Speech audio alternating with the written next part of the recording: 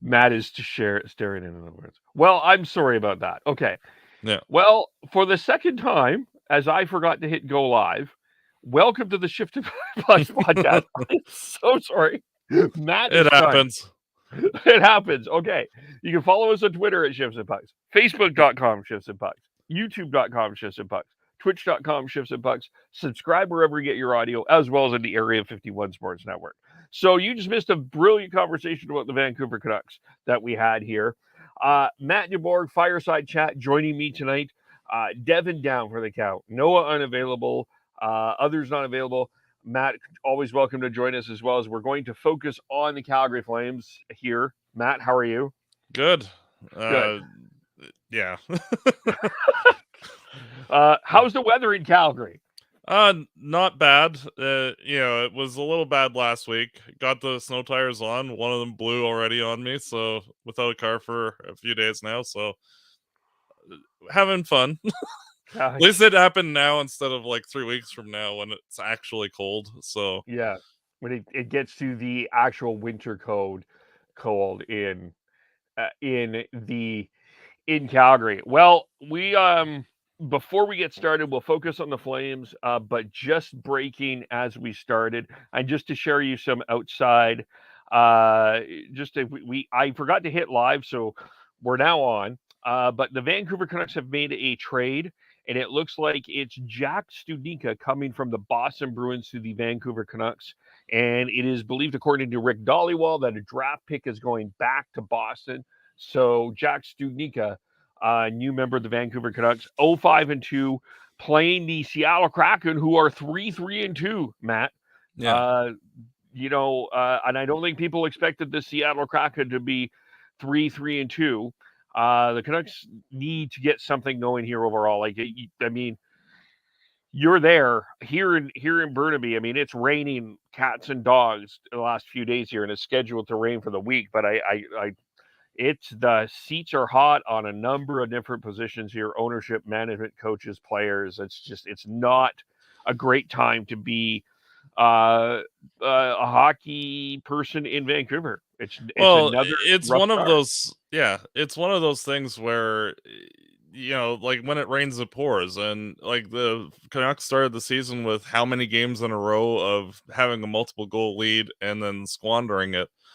Like it, it's one of those things that like those kind of games happen. It's just that when it's one thing after another, like things can snowball quickly. And the fact that the Canucks have made a trade to get Studnicka, like, is that the biggest deal that they could have made? No, but it's one of those where you have to send a message to the team that like your results have not been adequate at all, and to kind of shake the team up a bit to say like, if things don't change, the personnel will, and if not that, the management and the coaching staff. And it's difficult when you have that many unfortunate games in a row that to start the season, because you put yourself way behind the eight ball, and now are going to need like a very strong month of November where you're winning most of those games just to erase the deficit that you've dug yourself.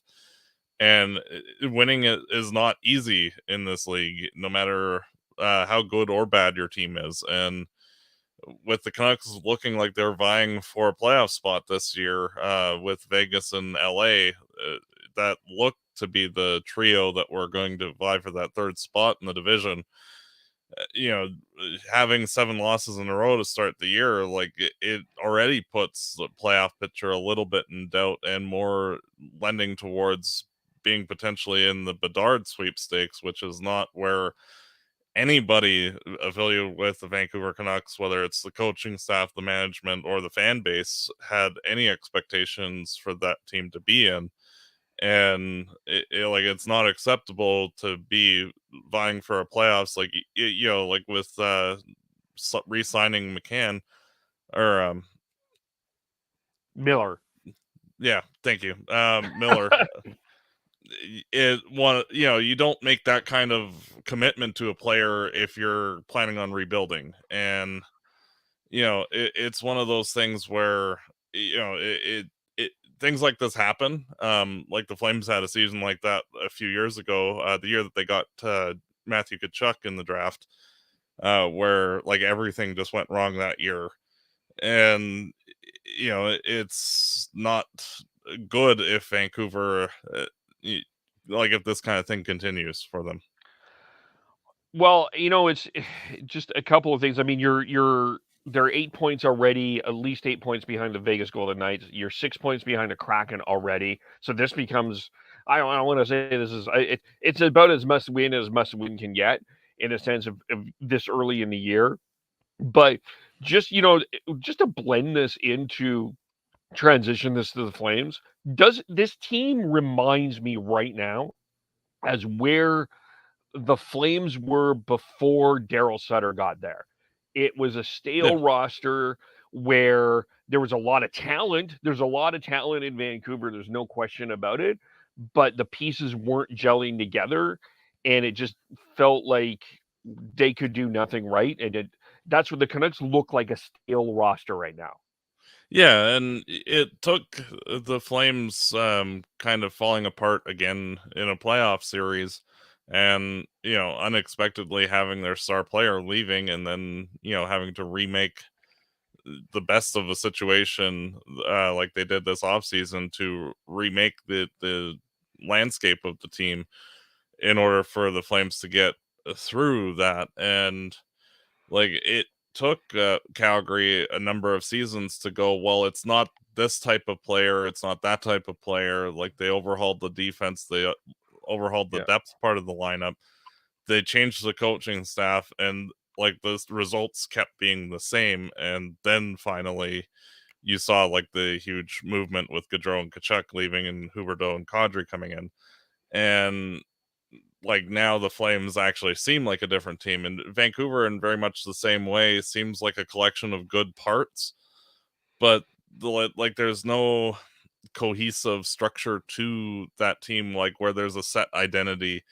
Like if you look back to like the Canucks from like the 2010-ish era, like there was an identity with guys like Burrows, Kessler, Bieksa, that like they were tough, hard-nosed guys that were very good at both ends of the ice. And you look at guys like Besser and Pedersen, like they're good players, but like there's not like a set identity between each of the different types of guys that they have. And it's one of those where especially if this season continues to go a little off the rails for Vancouver, this is a perfect opportunity for them to perhaps take the intellectually honest approach and say, well, who of these guys is going to be the better player to build around, and then possibly look at making moves to start surrounding that particular player with the types of guys that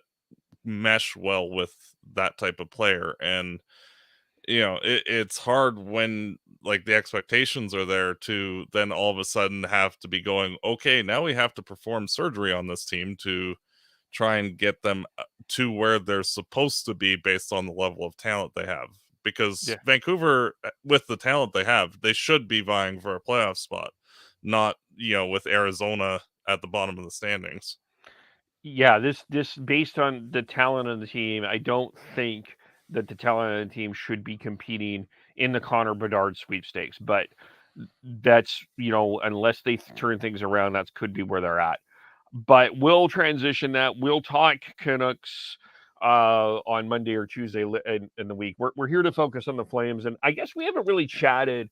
You kind of touched on it, and maybe um, will blend well with what have you thought of Kadri, Huberdeau, Uyghur so far? Like, what Uh, have you felt about them? well, my second favorite team has been the Florida Panthers since I was a kid. So, and they first entered the league. So, it's one of those things where I'm very familiar with Huberdeau and Uyghur, and when that trade happened, I was like, okay, what else is Calgary sending in this trade? And then found out it was just Kachuk, and it's like, okay. Um, like both those guys, Mackenzie Weegar, to me, his career trajectory and the style of player he is reminds me a lot of Mark Giordano when he first emerged as being a quality defenseman, like around 2009, 2010. And he's starting to establish himself as one of the premier defensemen in the NHL, and he certainly has played at he has been the Flames' best defenseman to start the season. Huberdeau, he's still trying to figure out where he has to put the puck for Lindholm and Toffoli, just because he's used to left-handed shooters on his line, and both those guys shoot right, so it's slightly different. But that's just more like you guys have been playing hockey together for 3 weeks, and like you're still scoring at a fairly decent rate, but not where like you can tell that it's still a little off with all the playmaking in that. And Nazem Kadri, him, Mangiapane, and Dubé, it's like each one of them has been made for each other, and the balance between the three and how they play, like they've been a wrecking ball out there. Yeah, Kadri's been by far, in my opinion, he's been the MVP of the team so far, without question. He's I been, agree. he's, I go back to that Oiler game on the Saturday. Evander Kane is yapping at him. Kadri just shuts him up, scores a goal. You can see Kadri be vocal on the bench. He's taken charge of this team, even when they had that rough game against Buffalo. I didn't feel like Kadri was part of the problem. He was trying to be the solution. And you're right. I think with him and Majapani and Dubé, that line has been really good. And I'll ask the question. Maybe I'll ask you this. I asked Dan this in terms of acquiring another forward, which the Flames have already admitted that is on the list. Would you rather keep that line together, Kadri, Dubé, Mangiapane, and find someone to replace a Trevor Lewis with Backlund Coleman, or would you move Dubé down to get a top six forward? That one I think depends on acquisition cost, more than anything. Um, it'll be interesting to see like how Dubé, like if he can continue his good play through the next couple months of the season. Like I do not expect a trade being imminent for the Flames, just due to cap reasons. But if Dubé struggles at all, I would expect them to go more the top six scorer route. And you could ultimately see Tyler Toffoli drop down to the second line with Mangiapane and Dubé, or Kadri, I mean, and having the new guy play on the first line. It really depends on who that player is, and like there have been rumors of the Flames talking about Patrick Kane, which you would obviously put him with Huberdeau just because elite playmaker with elite scorer. Yeah. I think that would be a good fit. Yeah, But Kane would be if you're acquiring Patrick Kane, you're not playing him on a second line role. You're playing him on no, a number one line role for yeah, sure. But I mean, I think ultimately you need to get. I think the Flames still need one more top six, at least one more top six forward. hmm Um, I think the acquisition cost for Patrick Kane is going to be too much. First of all, I just like you've given up a lot of draft capital the last few years, and I understand that you're in win now mode, but that's at least to me. If I'm the Blackhawks, I'm at least asking for at least one first, probably two firsts for Patrick Kane at least. Um, One of Zary Pelche for sure, Schwint, which you just got Schwint in that trade with Florida, so I don't think you're loath to give him up. And you're probably asking for Dustin Wolf, and I don't know, I just where the no, prospects are at the Flames. For the Flames, I can't do it. Like I don't think the Flames. Like I understand the Flames because Brad Treliving asks about everything. I understand why you're asking about Patrick Kane, but I think that acquisition cost, let someone else pay it. yeah. Honestly, there's Um, Yeah, it's one of those where I would not be surprised if it's somewhat of an off the board acquisition once the time comes. I don't think many people expected the Flames to go get Toffoli last year when they did, and I could see it being somewhat of an off the board name. Like honestly, at this point, I wouldn't even be surprised if the Flames went back to Montreal and said, "Hey, can we get Monahan back and throw him on the wing, possibly?" Hmm. Um, it really just depends on uh, the makeup and fit and all the acquisition costs. But I could see the Flames earmarking their first this year plus a decent prospect of some sort for whomever it is, but I don't see them including Zari or Peltier or Wolf in a rental at this point, because I think that the team knows that a year or two from now, they're going to need those guys to be in the lineup in order to save some of the cap situation, when players are needing to be resigned 2 years from now, and it's you can't cut your knees off, and it would be much easier for the team to trade a future first round draft pick in that rate, in order to facilitate an acquisition instead of ditching the few good prospects that the team has. Yeah, that's kind of where I'm at with the Patrick Kane part. I mean, yeah, but I could see Brad is good at going off the board. Like that has probably been one of his strengths. Dan Vladar off the board, Nikita Zadorov sort of off the board, um, but some other ones as well. I mean, really, honestly, I mean, the Kachuk thing was a bit of that was a bit of Cole Schwint getting that with what he got for Kachuk off the board. So, um, yeah, I think Brad has something up of his. I'm more confident with what Brad's plan is now, right now, considering all that was able to pull off in the offseason. I have some Yeah, trust that he can get something done. And if he has to fix a mistake, he'll do it. So, yeah, I'm not yeah. super worried about that at all. No, and you have to look at especially how the Flames are approaching this season. They're very much in a attitude of we're vying for the cup this year, and we're not going to pull any punches. So it's very much one of those where the team's going to evaluate this team as it gets closer to the trade deadline and look honestly at oh, is Toffoli cutting it as the first line right wing? Can we get a second line right wing that makes more sense, or and evaluate things at that point? Um, but I would be surprised if the Flames didn't get another legitimately good top forward at the trade deadline this Yeah. year, because that really seems like the only hole in the lineup. All the defensemen look good thus far. The two goalies are playing well.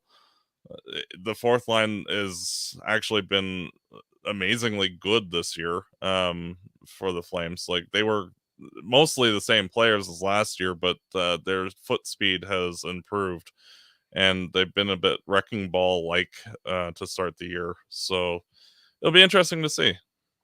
Yeah, I do really like Kevin Rooney. We forgot to mention him in the acquisitions. I really like what Kevin Rooney has brought. I mean, again, when the whole fiasco happened on the opening of free agency and you lose Goudreau and your main acquisition is Kevin Rooney, it doesn't look good. But Rooney, he was here to play a fourth line role and he's done it. And I've been Yeah. really impressed with him. Yeah, and Um, he's actually made the other guys on his line, Brett Ritchie and Milan Lucic, look little bit better than they have. Ritchie is actually looking like a very good fourth line player in his own right, and he's actually scored a couple of goals. But I've been noticing that line, because of their increased foot speed, have been drawing a lot of penalties, because they're all big burly guys, and the defensemen, they basically need to hook them in order to stop them from just bulldogging it right into the net. And it's one of those things that, like, if your fourth line is actually causing power plays to happen for your team, like, that's an added bonus on top of, like, let's not get scored on. Yeah, So, yeah, and I have to give full marks to the trio thus far. yeah. Yeah, I'm with you. They've done really well, and the Backlund line has been generally okay, but I still am not in terms of Trevor Lewis on a third line. I kind of was expecting him to be transported from Winsport to the Saddle Dome because he was with the Wranglers, not on the third line. But again, that will be fixed when they acquire the new forward. But I Yeah, mean, it, he's been it was fine. one of those that, like, at the time, it made sense to leave that third line spot open because you have guys like Peltier, Phillips, Zari, Ruzhitska, who are all, well, basically primed and ready to take a spot if they can earn it. And unfortunately, none of them actually stood out and did enough to take that spot. And which that's unfortunate, but prospect development is also not a linear process by any mean. No, So Lewis is doing a fine job for what he is being tasked for. Would literally any other top nine solution be better there? Yes, but if your complaint is that, oh, your third line left wing is a little bit over his head slightly, it's like you're running down the laundry list of things to complain about. yeah, it's way down there. Yeah. Yeah. But I do wonder when we see Ruzicka in the lineup. You can't it's 6 games now. Um, you got a road trip coming up. At some point, I would think you've got to get Ruzicka some minutes at some point. Yeah, and I think because he, ever since he was drafted, he was basically an inconsistent player.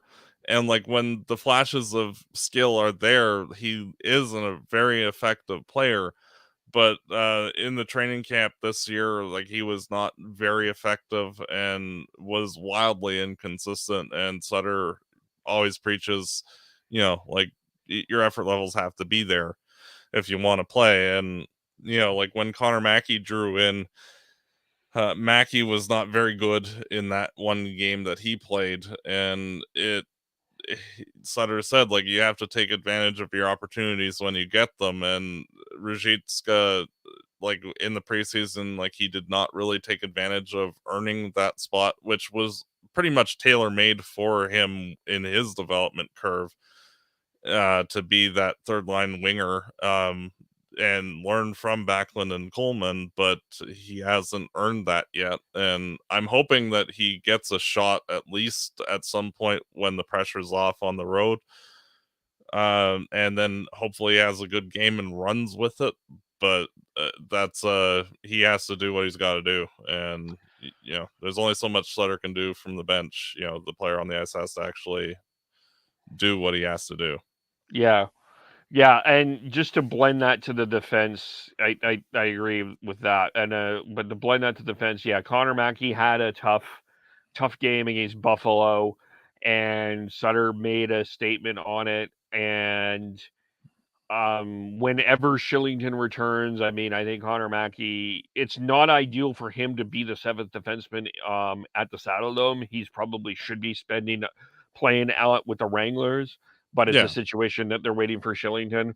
Um, I think people had some higher expectations of him, but at the same time, I'm just going to throw this. Michael Stone is the Flames Masterton nominee. I think just Oh hands yeah. down, that is the Yeah. guy. Just give that nomination to him now and seal it up. I mean, he has done whatever the Flames have asked of him on and off the ice. Yeah. I think he's just well deserved there in Well, terms of when what he he did. first started with the Arizona Coyotes, he was actually a very high profile young defenseman at the time. And then the injury bug, like, really socked him for a number of years. And like, even when he returned, he was not the same player, and his foot speed fell off the face of the earth. But one of the benefits of him not playing as much and being the seventh defenseman, that his body was basically able to heal, and he's not the same guy that he was like early in his Flames career. Like his foot speed has improved back to more what it was pre-injuries, and he's very much looking more like the guy that he was with Arizona before all of that happened, and has pretty much emerged as being a potential top four defenseman on a team. Which, for basically an unexpected, I think everybody pretty much penciled him in as the seventh defenseman moving forward. Now it's with his slap shot, it's like you need to find a way to keep that in the lineup, even if Shillington returns. And it'll be interesting to see exactly how they deploy things when Shillington gets back. Well, the nice thing about Stone is he can play both sides. He can play right and left. You've got that advantage with Uyghur. He can play right or left, although I prefer him on the right side. I just feel he's a little bit more stable. I feel like on the left side with Tanev, he's trying to do too much sometimes. Mm. But you can move Stone around. I think you could even move Shillington right or left. I think he can play the right side too. To me, the seventh defenseman in my mind right now would be Zadorov. But I think whenever Shillington gets back, I don't think they're going to rush him back anyway. I think that's going to take some time, and hopefully without any injuries, everything will be fine at this particular point. But Yeah. I wouldn't mind the Flames trying to find one more defenseman just for depth, just as some sort of depth defenseman. I think you need 8 in a playoff run to win a cup. And I think they have 6, 7 that they can trust, and I don't think they trust Connor Mackey at this point. I would like them to get one more. Yeah, I could see that, but the acquisition cost would be like a seventh round draft pick at the trade deadline. Like nothing, Yeah, basically giving up nothing for just the spare guy, yeah, and or even a waiver claim. Frankly, like it doesn't need to be a top end guy at all, or somebody you even expect to play much. Just in case of emergency, yeah. this Glass. guy's serviceable. Yeah, Yeah, like a Eric, like not saying him, but an example would be Eric Gustafson, like that kind of guy that you can put in yeah. situations. Yeah, you're not giving up a first round pick for a Ben Sherratt, like not that. No. It's sort of like when the Flames got like Forbort or Fantenberg in past years, but like you don't even need that level of defenseman. Like just somebody who can play it, and stop 10 minutes up if you need to. Yeah, yeah. Um, just to focus on the other pair, Anderson Hannafin. Hannafin was sick. Hannafin's had I know Hannafin struggled a little bit, but Rasmus Anderson I think has taken a step. I didn't realize he was tied with Kadri with as the leader in points this Yeah. year so far, but he is. Um, yeah, I think he's I think his game has been much better so far this year. I don't know what your thoughts are on that, but Yeah, his career, the player that he actually reminds me the most of is actually Roman Yossi. Um, hmm, and it's one of those, like as he's matured, he's beginning to pick his spots a lot better on the ice, and he knows when he can risk, like say, like on that overtime winner the other day, um, where he basically abandoned his defensive spot because he could see that he had a lane to open it up. um and set up to Foley for the game winner. It's one of those that like he's getting more comfortable and his instincts are getting a little sharper to know when he can actually pinch and join the rush on plays. And he's a very smart defenseman when it comes to offensive chances, and he's making the most of it thus far. And um, I'm not surprised that he's up there at the top of the Flames scoring race, and I would not be surprised if he ends up having 60 plus points this year. he's certainly looking a lot more confident, a lot more present. Um, and I think just for Hannafin, I think he's sick at the start of the year. It's going to take a little bit for him to get going, but overall, the defense has been solid. I think with Uyghur too. I think just trying to get his legs in there, just like Huberdeau, just trying to, playing with someone you haven't played with before, and with Tanev too, playing with a guy that it's probably different for him playing with a guy that's a right shot left defenseman when you've played most of your career with a left shot left side defenseman. I think that there's an adjustment there. Hmm. So, um, it's really just fortunate right now. The Flames are 5-1, so they can work some of these issues out and not feel like they have to go and win all of these games. So I think that you've Yeah, got some points in the bank, so you're good there. yeah, and like the fact that the Flames, like, this has basically been the hard part of their schedule this month, and like pretty much like every other month, the Flames are playing like 5 or 6 games against like good teams, and then a lot more against softer opponents. And so like the fact that they are 5-1, despite like the first line not really gelling too well. Uyghur, like usually defensemen take 2 months to figure out their defense partners just on an instinctual basis.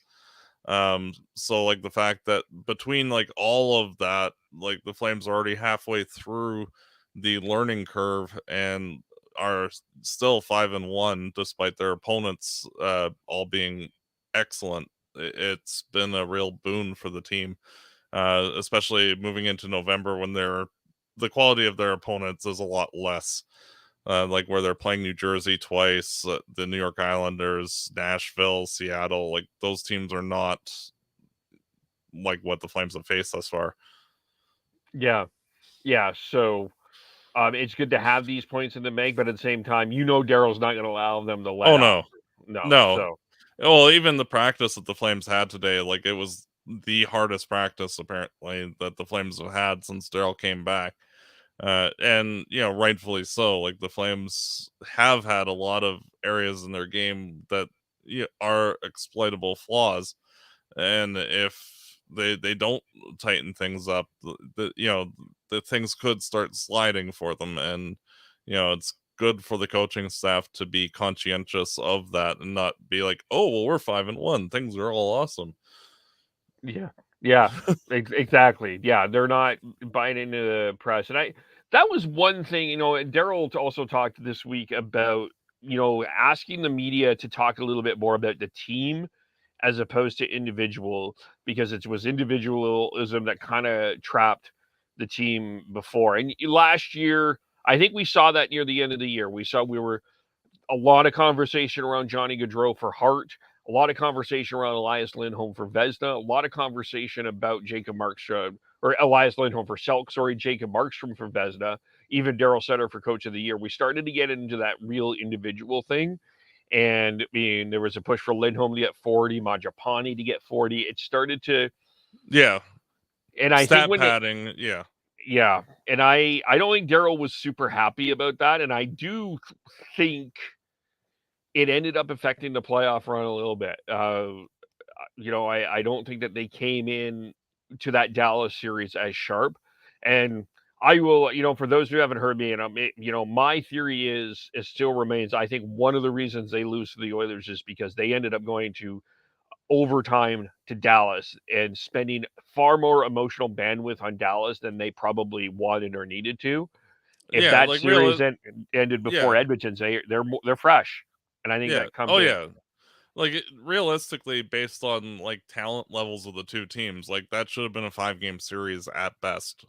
And that is full credit to Jake Ottinger for just basically pulling a Dominic Hasek out of his Yeah, wheelhouse there. But like the Flames were burnt, and then like that 9-6 game where the in game one where like the Flames were like, oh well, yeah, the Oilers scored 6, but we can just outscore them.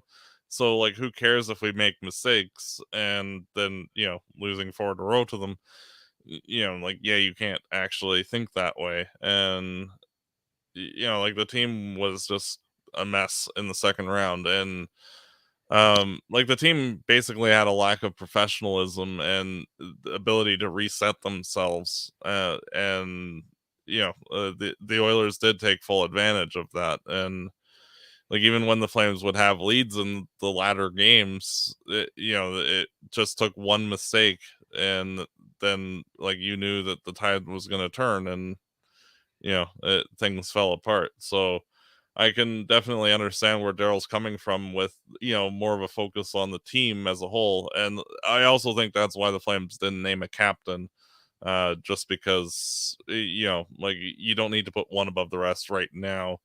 Like let the team sort itself out and, like not have that as a distraction. I don't think as long as Daryl's the coach here, they're ever going to name one. I No, honestly neither don't. do I. I think they're going to go without. I mean, he said a lot of. I mean, not only that, he talked about being a captain in the Canadian market and how tough that is. I honestly don't. I think I don't know if we'll ever. I mean, this may be bold and ridiculous to say. I think even if it's when or if it's Kirk Muller taking over for Daryl Sutter, I don't foresee a captain in the foreseeable future in this organization. No, and I could, unless they just feel like, oh, we have to name one at some point.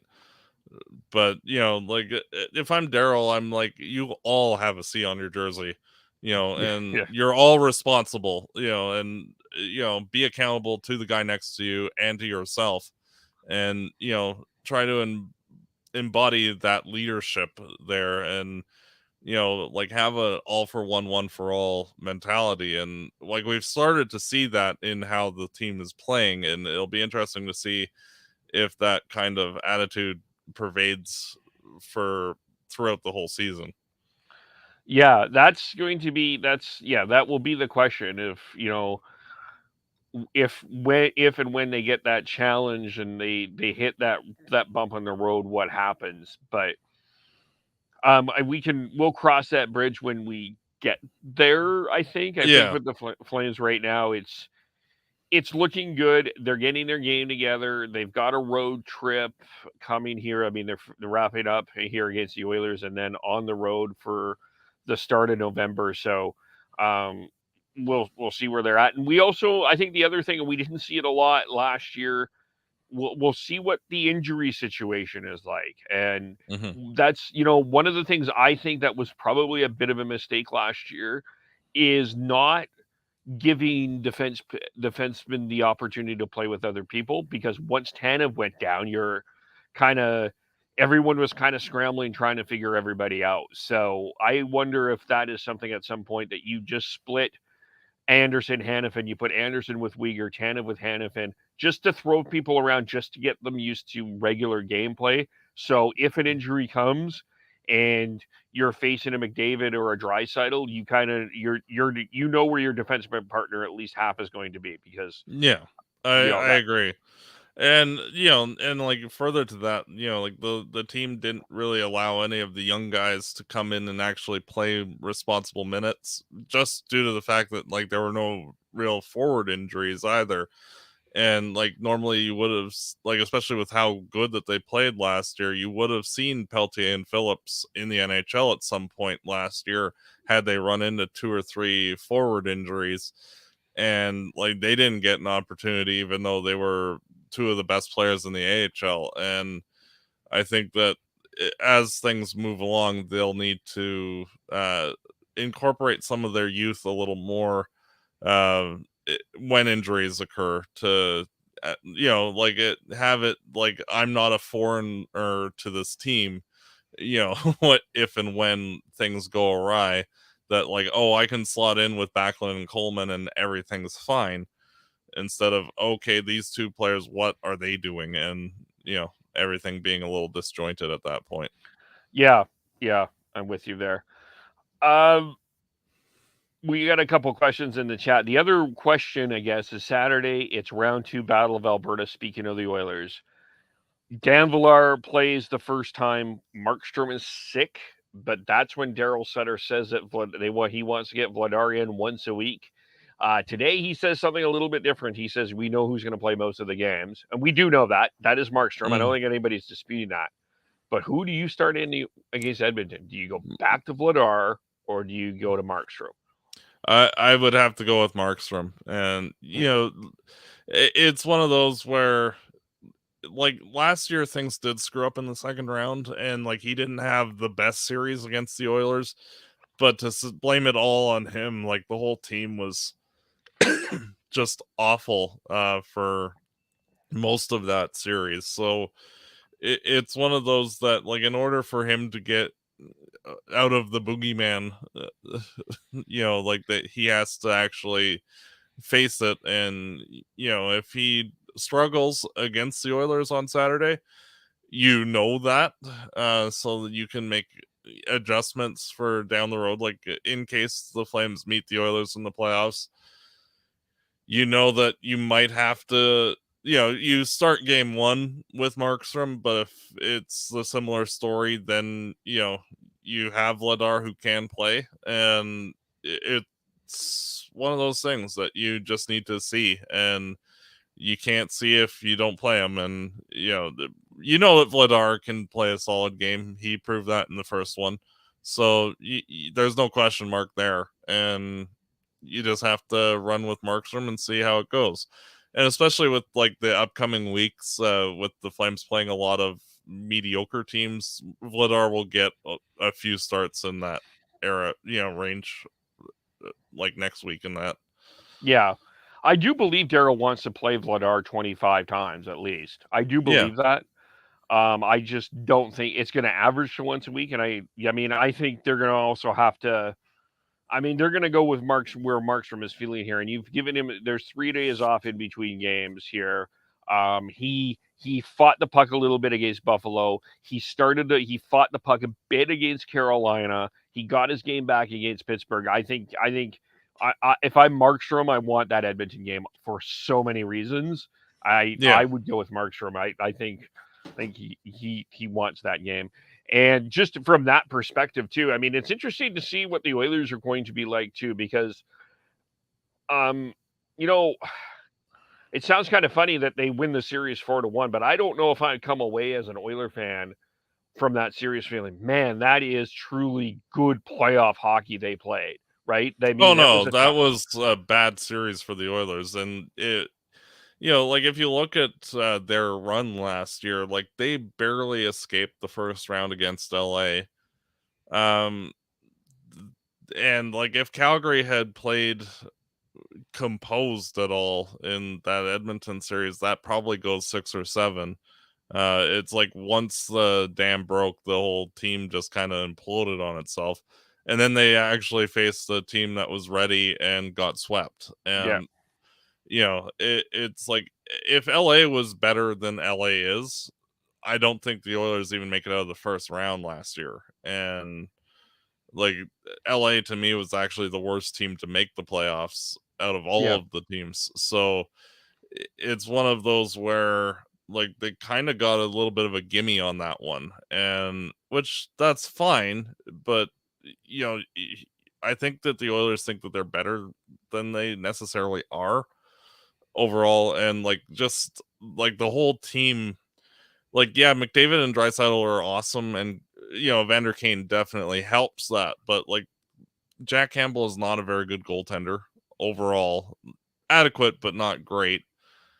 And like just the overall team defense, it leaves a lot to be desired.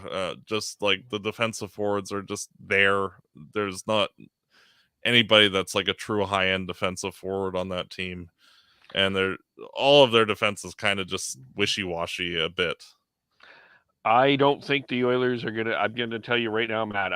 Right now, Jack Campbell will not be number one in the playoffs. It's going to be No, Stuart Skinner. It will yeah, be. I agree. I'm calling it. I'm calling it now. I think he's I starting this. actually think that Campbell won't be the starter by January. Frankly, like Whoa. Skinner's been playing really well, and I think that the Oilers might struggle a bit just as like they're getting into some games against some better teams. And like if they're waffling and looking like they're in like third in the division instead of second, it's one of those where, well, you have to go with the better guy, and I think that Campbell contract was a bit of a mistake for them. Yeah, I've never really been sold on Jack Campbell. Like I think he's fine, but am I going to win a series with Jack Campbell? I don't know. That's an interesting question, but I feel like Stuart Skinner is kind of evolving a little bit. And it's Yeah, looking like so far that this is not that fire-wired Edmonton Oilers team that we saw in the playoffs. They're trying to add some structure to that game too.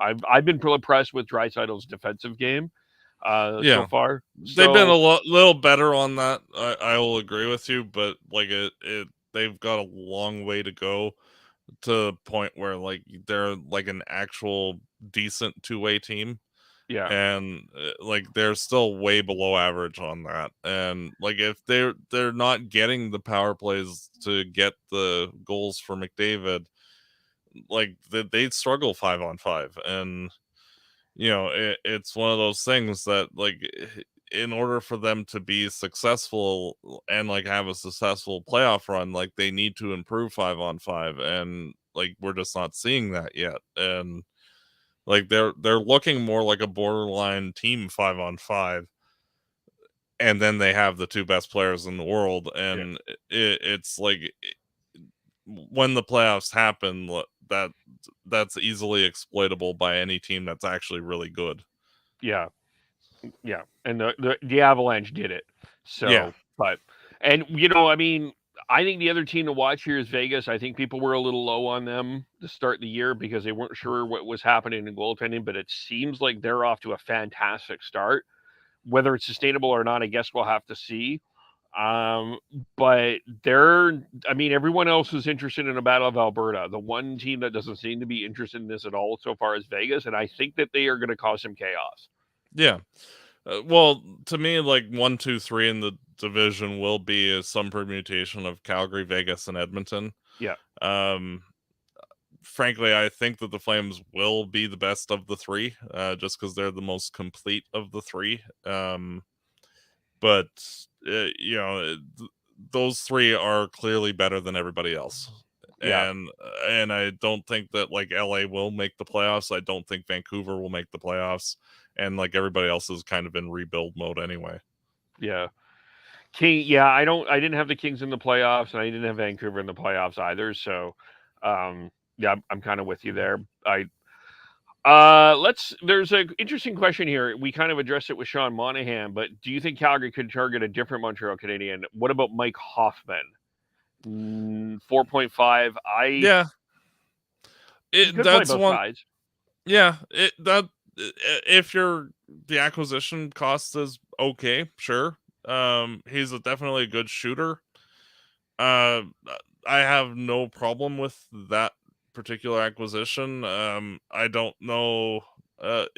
He would not necessarily be on the top of my list, but I don't think that the cost to acquire him is going to be as high as a lot of the other guys, just because of his background and like the whole Ottawa situation. So we'll see. But that would definitely be a reasonable guy to get as a second, third line guy. Like I don't think that you would put him necessarily on the first line, but he would certainly find somewhere in the lineup to fit. Yeah, he would probably fit with Kadri Mangiapane, I would think, and then you Hmm. can move Dubé down.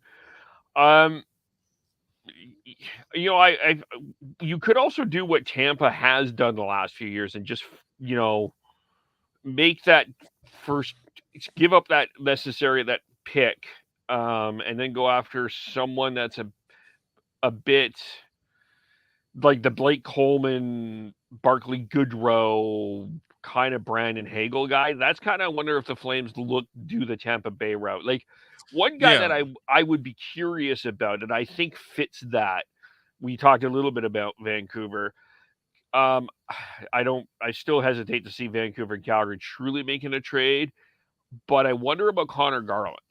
yeah, that would be certainly like one of the three players that I would be targeting the most. Because you look at like this is where it really depends on what Dylan Dubé does. Yeah, And if he is showing that he can keep up with Mangiapane and Kadri and be a 50, 60 point guy in his own right and like a 25, 30 goal guy, then like there's no need to have him drop down to the third line.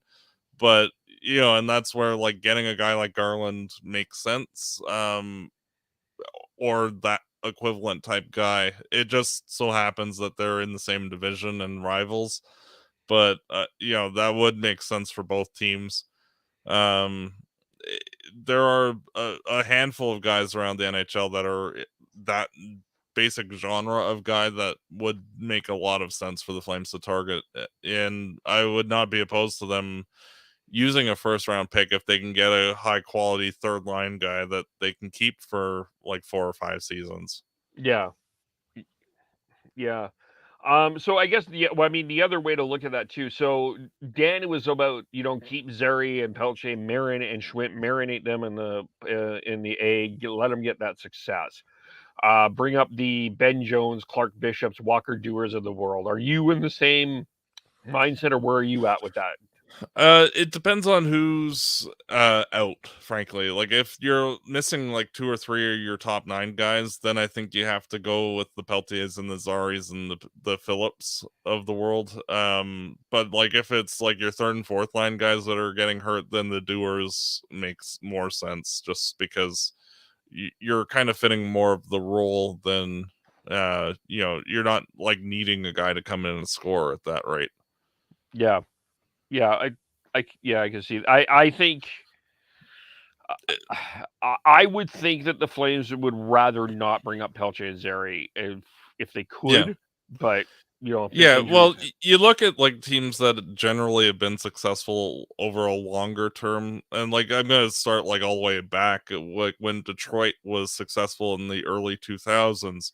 They had guys like Datsuk and Zetterberg just marinating on the farm and just tearing the A new one, and then they started folding them into the lineup when it made sense, instead of like both of those guys probably could have made their NHL debut a year or two before they ended up doing so, had they been on any of the middling teams, but they were able to allow them to just revel in that success, be the top scorers in the league, and then come and just play and be effective in the NHL. And allowing guys like Zari and Peltier the time to just figure out all aspects of their game, be the star in the farm, and learn both when the team's being successful and when it's not, and like what they need to do to improve in order to make their team successful.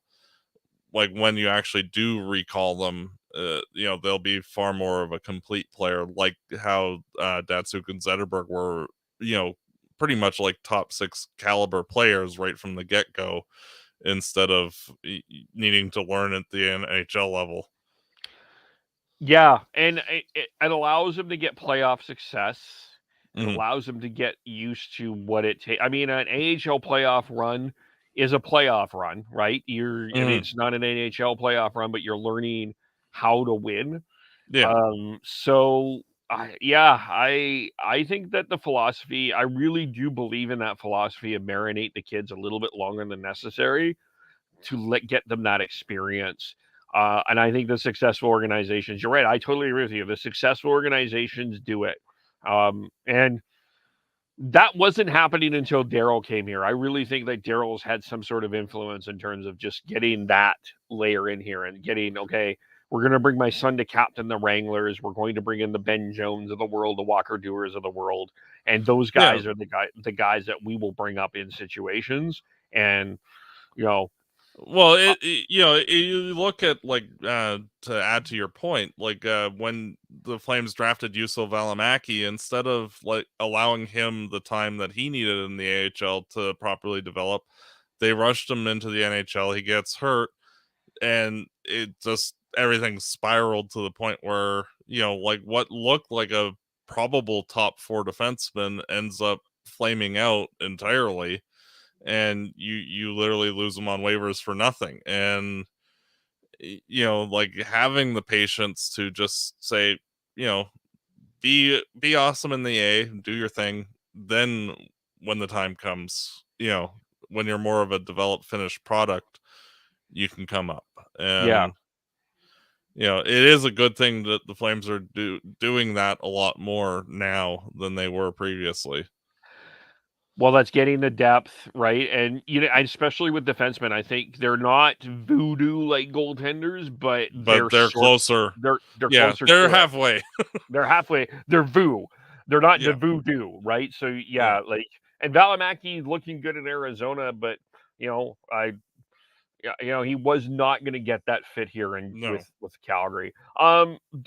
Dylan brings up the idea of Tanner Pearson. I think the Flames have too many Tanner Pearson type of players for the Flames to be interested in Tanner Pearson. Yeah. I don't feel there wouldn't be anything that Milan Lucic does what I think you would expect Tanner Pearson to do, and in my mind, there's no need for the Flames to be in on Tanner Pearson. If they were basically like, well, we might lose Lucic due to needing his cap space for a Vander Kane type acquisition or a Patrick Kane type acquisition, then maybe you go for Pearson, but that's about the only way, and I don't really see the point Yeah, either. It yeah, it, it would be like if the Flames went out and got him, it's like, sure, okay, fine. Enjoy your time with Backlund and Coleman, but it's like you've upgraded Lewis, but it's not earth shattering by any mean. yeah, for sure. Dylan says I'm surprised. Also says I'm surprised Devils fan Kev didn't stand up for his playoff team because I do have the Devils in the playoffs, Matt. Uh, Calling them essentially an easy opponent. Well, they're easier than what the Flames have faced. First of all, for the first little Yeah. bit here. Um, No, and it's just like the New York Islanders are not a quote unquote easy opponent, but when you're talking like Colorado and Vegas and versus yeah, them, they're not. It's not the same stratosphere of teams that you're playing, and yeah, I could see New Jersey squeaking in. The East is a bit harder to read because the good teams are still really good, and like the young guys, like the New Jerseys, like the Buffaloes, they're going to be pushing, and I don't see there being as much of a gap between the playoff teams and the non-playoff teams as there was last year, but it's going to be a tough mountain for both of those teams to overcome to actually push their way in. yeah, But I could see either of those teams squeak in. I don't know. Like would I expect them to be like 9th, 10th, 11th? Sure, for sure. If they don't make the playoffs, but I don't expect them to be anywhere near the basement. yeah. I expect a closer race for a playoff run in the East overall than last year. But I mean I have New Jersey squeaking in. I just with Ottawa, I just wasn't sold on their defense and their goaltending enough to put them in the playoffs. And a lot of people were knocking your second favorite team, Florida, out, and I can't see it. I don't. Yeah, Florida is not as good as they were, but you don't go from like President's Trophy winning team to out of the playoffs without like 6 or 7 things going wrong for you.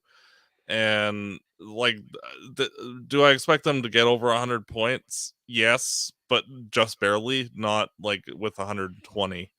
And like I don't expect them to be nearly as good overall, but there are still too many parts on that team that are really good for them Yeah, to miss. Like none of the non-playoff teams from last year even have the parts that Florida does. So in the quantity that they do.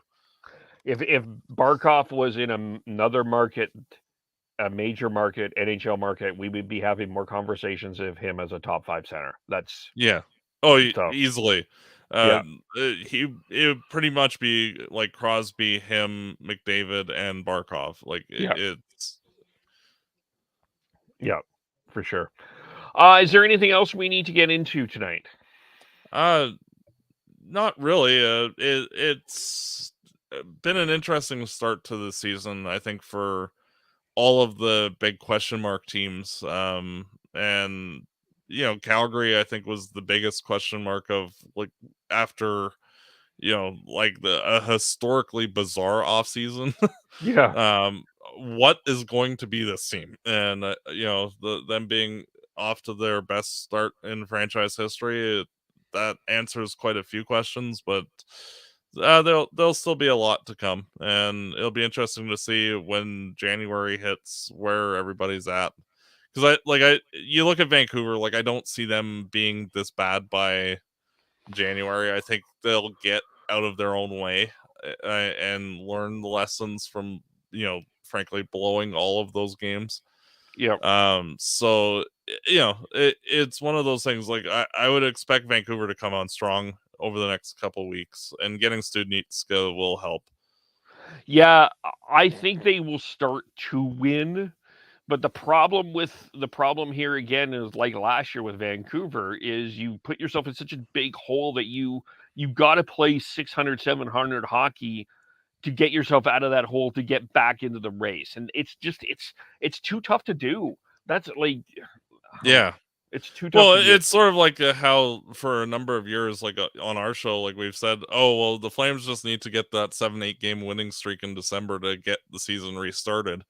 And like Vancouver looks like they need like a 6 7 8 game winning streak at some point in the near future just to erase the start that they had, and then can move on from there. Yeah. Yeah, it's that it's I mean but you've got Vegas, Edmonton, Calgary kind of locking that 3. The Kraken are an improved hockey team. I'm not saying that they're a playoff team, but they've improved. They brought in a Yeah. couple of good pieces in offense there. And then on the Central, yeah, I mean, you still got Colorado, St. Louis, Dallas is better. Dallas is better, and you've got Minnesota, St. Louis. I wasn't as high on them, but I didn't think that they would slip and miss the playoffs. So, and then you've got the question of Winnipeg, and I Yeah. still don't know what to make of them yet. But it's you can't dig yourself in this kind of hole. That's the problem. Yeah. Yeah. Oh yeah, I know.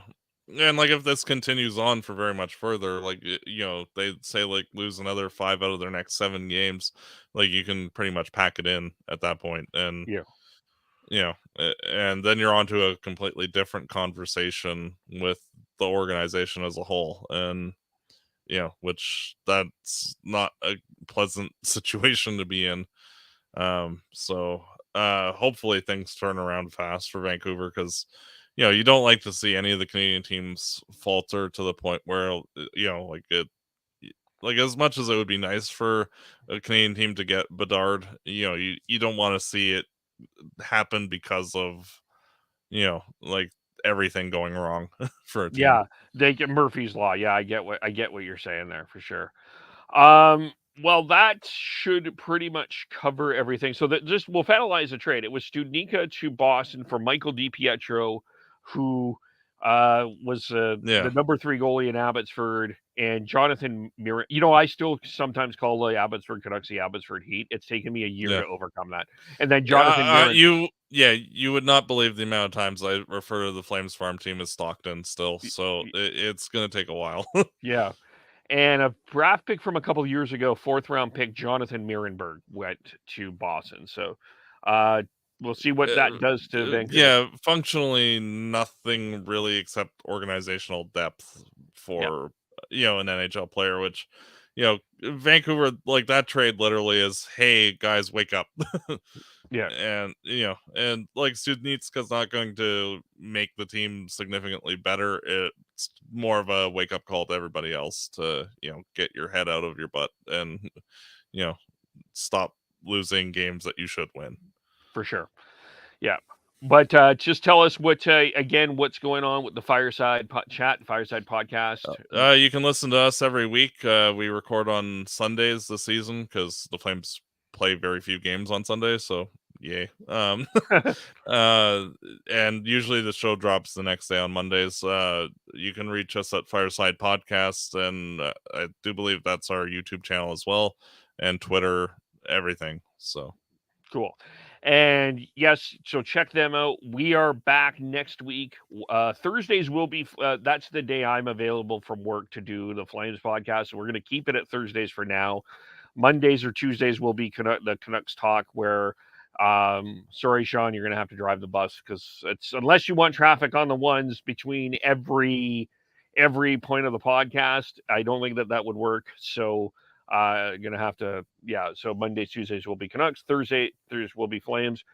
Follow Sean Beardy Canuck 03, Tyler TNOBLE, Chris Schneid's SCHNEIDZ, Devin Gordhow 09. Everyone who's sick there, get better soon. To Chris, yeah. Of course, follow Fireside Chat, Matt and Dan, and as well as the Area 51 Sports Network, Shifts and Pucks, Facebook, YouTube, Twitter, Twitch. Subscribe wherever your audio. And of course, I am KEVOLE. Don't forget me as well. And we thank you for watching. We thank you for listening. And we will talk to you all very soon. Bye for now.